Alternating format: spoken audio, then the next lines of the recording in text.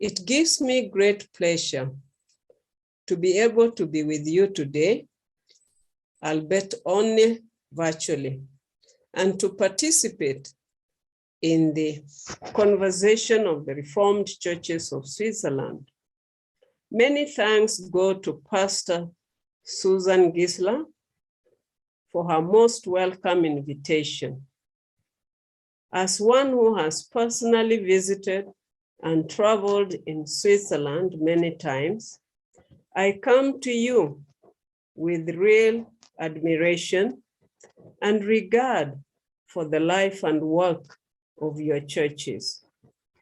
As the moderator of the World Council of Churches Central Committee, I treasure your participation in and support of the World Council of Churches and its initiatives over many decades, and right from the very start of the council. And as a lay Christian, striving to be faithful disciple of Jesus in these trying times, I relish this opportunity to reflect with you on what that really means in our world today. Like Pastor Gisela, I come to ecumenical work in connection to connect my dedication to the life of the church. I am an Anglican from Kenya, and my professional life in the international development arena, working particularly with religious and governmental agencies across Africa, having served in many capacities for my church and on the Executive Committee of the World Council of Churches. I am indeed delighted, after having served since my election as a moderator of the Central Committee during the 10th Assembly in Busan 2013. Renewing and reforming the churches. It has been my privilege to serve in a time that, though tumultuous, has truly galvanized Christian churches in creative, reflective, and effective work for Christian unity, public witness, and collaborative service.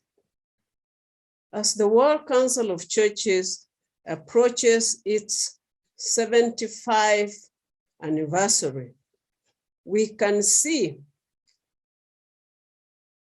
that during that long period, there is a continuity of aims, also a dramatic change of events. What began as an effort to articulate and address long simmering and scandalous differences in theology and polity among churches immediately became pivotal to meeting the massive humanitarian challenges after World War II, and participation in creating the popular framework of human rights. What began as truly global, what began as a European and North American initiative has truly become a global Christian fellowship of churches that today represent more than 500 million people in 110 countries.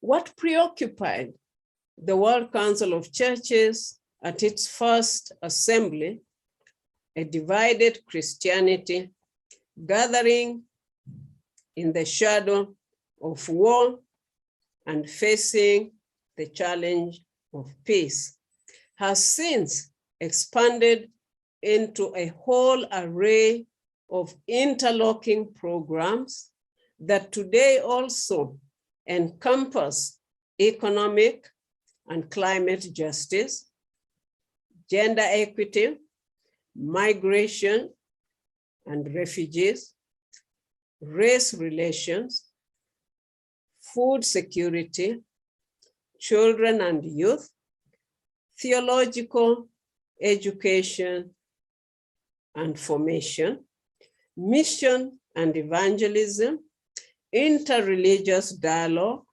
and cooperation, and most conspicuously of late, global health and healing.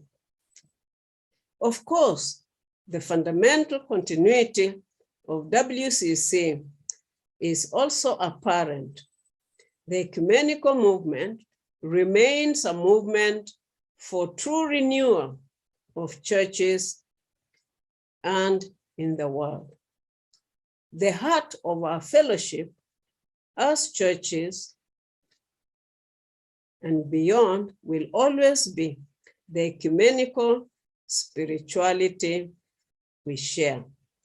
Our faith in God, as we find it revealed and incarnate in Jesus, is the flame that unites us and fuels our drive for justice and sparks our work for peace.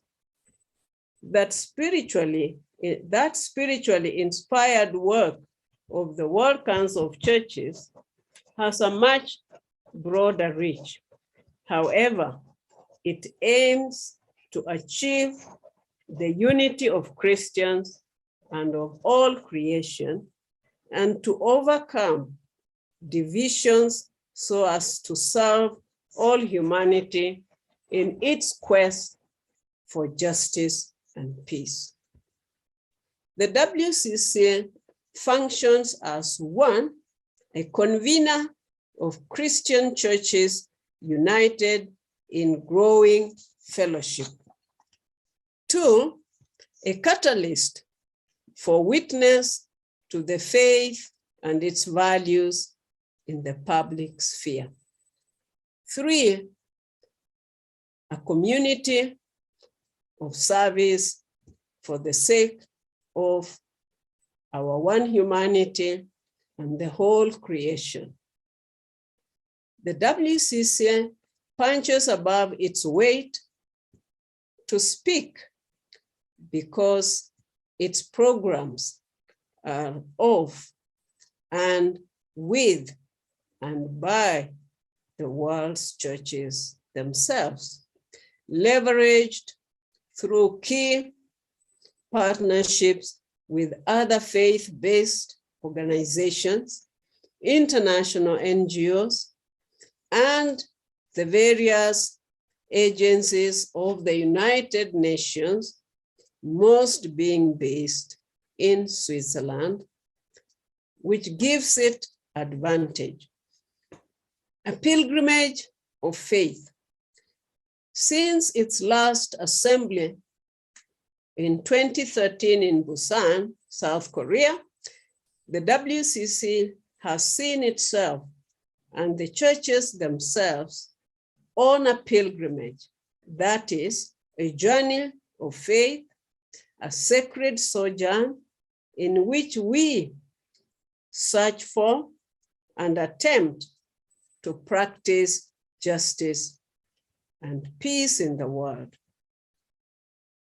This overarching theme or programmatic edges, the pilgrimage of justice and peace, has proved to be an enormously fruitful paradigm in which the ecumenical movement has been discerning directions where we believe the Spirit is leading us in the quest for authentic discipleship in today's world. The pilgrimage of justice and peace has opened up new vistas for the ecumenical movement. That is a real consensus on what we are about. It has heightened particular concerns, especially global health, interreligious encounter, the connections of religion and violence, gender justice, children and youth. It has broadened and deepened partnerships and models of partnerships. For example, with the UNAIDS, with the UNICEF, the Roman Catholic Church, and it has also given us a new appreciation for the strong connections of our work with all people of goodwill through human rights and human dignity. Sometimes the pilgrimage has become visible in real physical pilgrimages, like the many groups whose pilgrimages from Africa and Scandinavia converged on the Paris climate meeting in 2015. Sometimes pilgrimage has led to new partnerships, such as when churches around the world formed a new network covenanting the protection and participation of children in church life.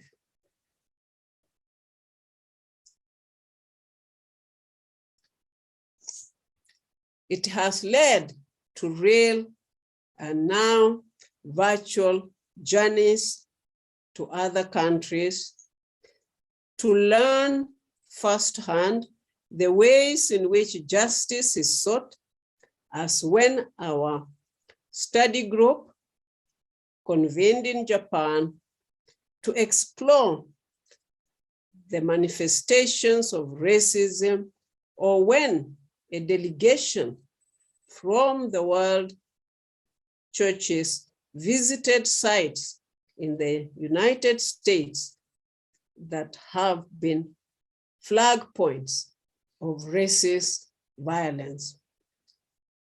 But most of all, the pilgrimage of justice and peace has nurtured a spiritual bond among the churches such that they see their work for justice and peace as part of a larger, indeed global, efforts to design and follow the gospel mandate to be peacemakers and justice seekers.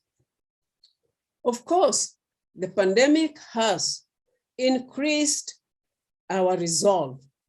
It has brought us all to tears and to our knees. It has sharpened our understanding of these issues as it revealed and then exacerbated inequities and systemic injustices, and endangered standards of good governance and even truth. The work of the churches, traditional guardians of health and healing, as well as sites of lament and consolation, is now seen more important, more relevant than ever. As with the pandemic, we now feel more keenly the vulnerability of our lives and all humans, indeed, of life on the planet. So we also realize that for better or worse, we share as one humanity, our one destiny, one fate. Christ's love and our own.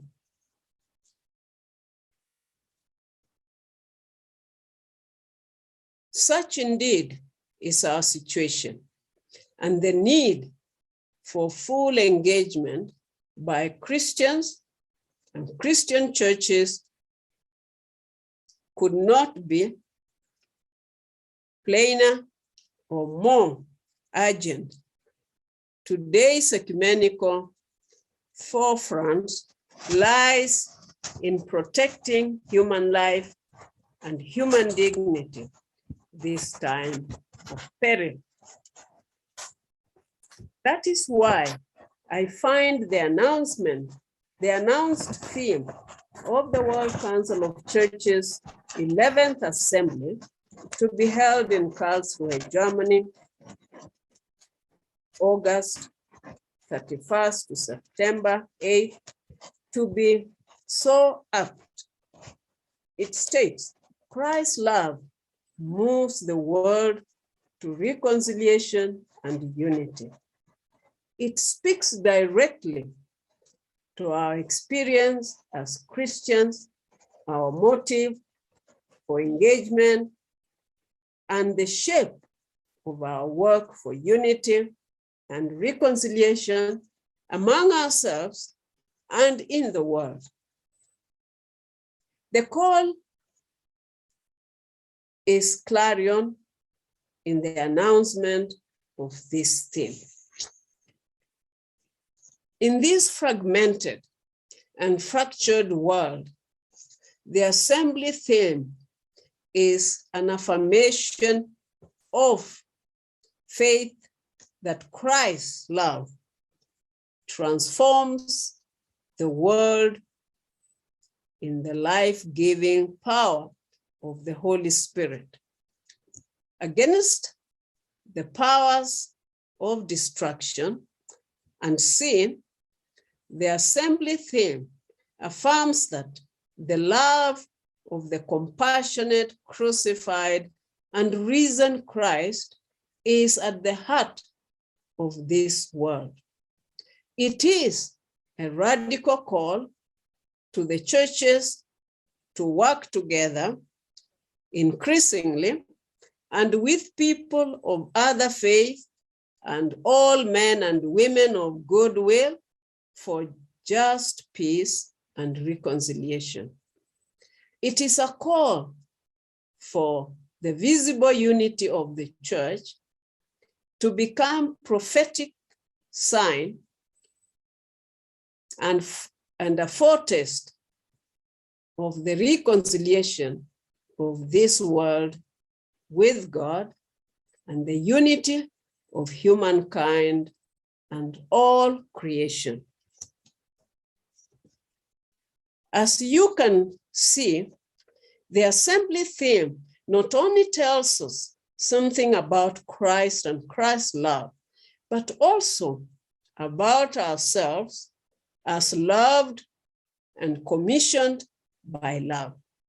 As Christians, we are to be bearers of God's love, as witnessed and incarnate in Jesus Christ of Nazareth. As churches, we are to become communities and agents of reconciliation.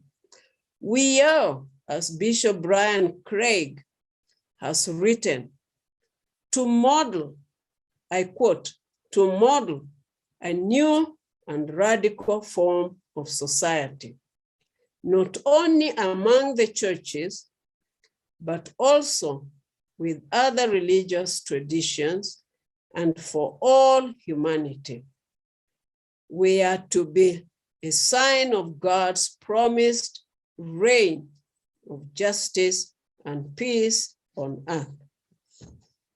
What form should Christ's love take today? As the assembly theme book rightly states, and I quote, "This love, the love with which he loved and the love he makes possible in us, is the gift of God to the church and to the world." It is this love which inspires, moves, and creates all that is possible in the life of the church as it becomes a sign of God's love for the world. The churches as communities of reconciliation. Perhaps I can best illustrate both the problem and the prospect for churches as communities of reconciliation by reflecting on my work in the arena of gender justice, and particularly on violence against women and girls. I have for many years been involved in peacemaking initiatives in African countries. This work has made me keenly aware of the many layers of the problem of gender justice in many countries. Think, for example, of the most recent events of kidnappings of girls from their schools in northern Nigeria. These kidnappings have been so scandalous, so inhumane, as to evoke the outrage of all the world. Today, many of the kidnapped girls have yet to be returned to their families. Yet this heinous crime is but an emblem of the multifaceted injustices faced by women in many, many countries.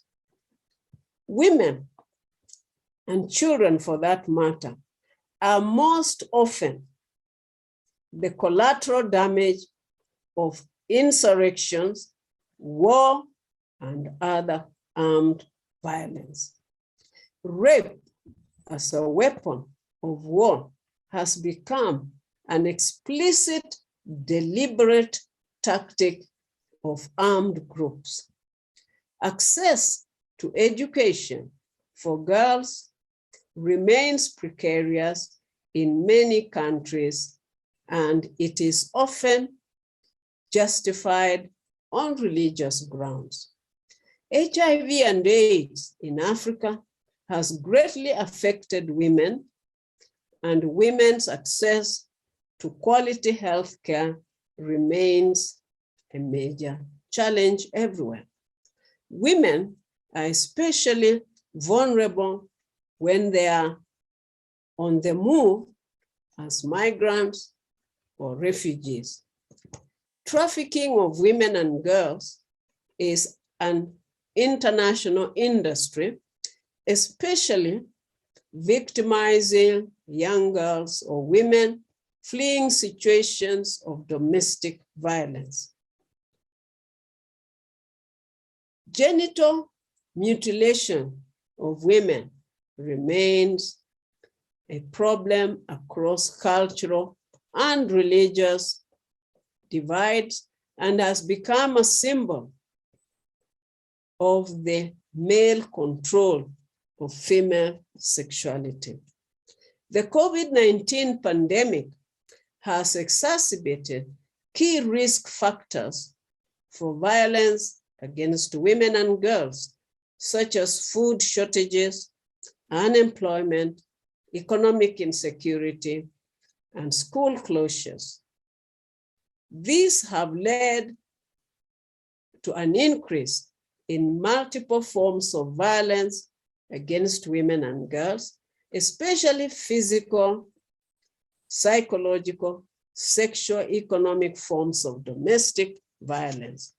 in all regions, there is a marked gender gap in business closure rates, as women entrepreneurs have been disproportionately affected by the contraction in economic activities as a result of COVID-19 pandemic.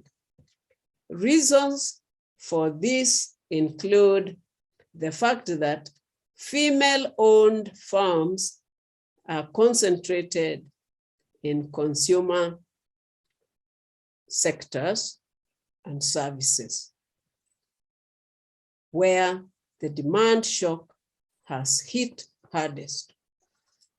Of course, these are huge problems transcending national, regional, cultural, class, and religious boundaries.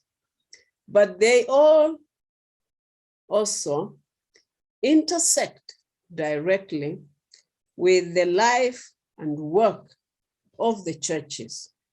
Working together, churches can attune.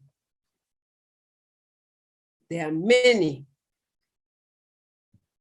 educational and healthcare institutions to meet some of these needs. They can mount international campaigns such as the WCC Thursdays in Black to raise awareness of violence against women and to enlist allies in churches and other organizations and the international community to stop violence against women and other groups in society. They can create, that is, churches, and disseminate authoritative material to address underlying issues of negative masculinity and patriarchy, and to inform sensitive pastoral care as done in the WCC Ecumenical HIV and AIDS Advocacy Series. They can work in international fora such as the World Health Organization or the United Nations Human Rights Council to raise the stories of victims and propose solutions.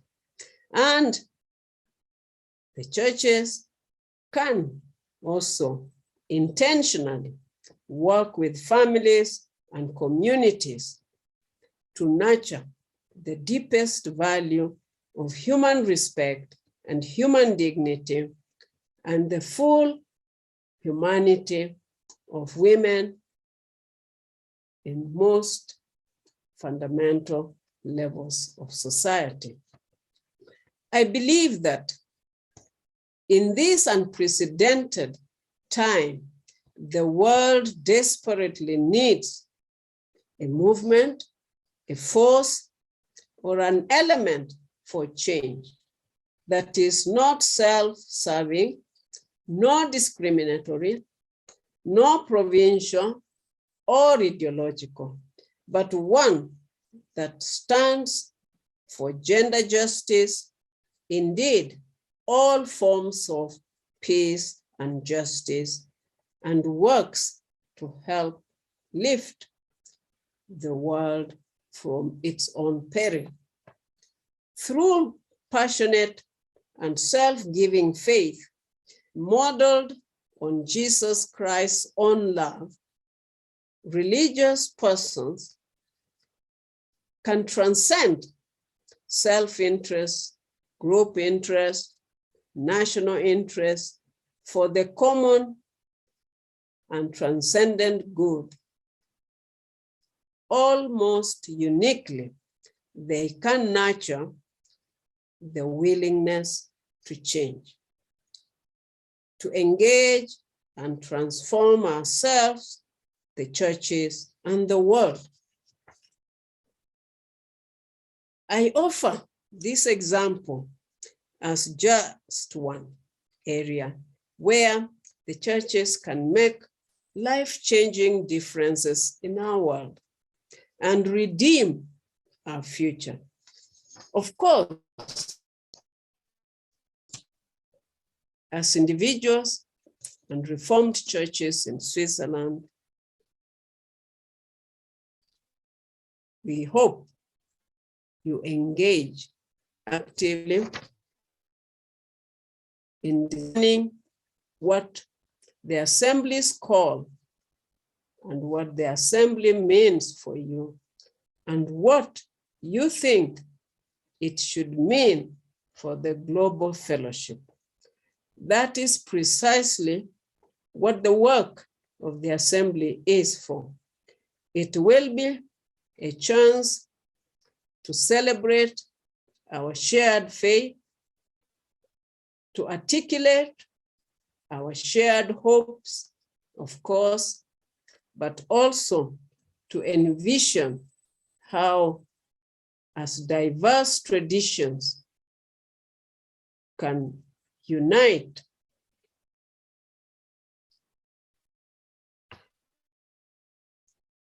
in witness and service. How are we to engage and transform this needy world?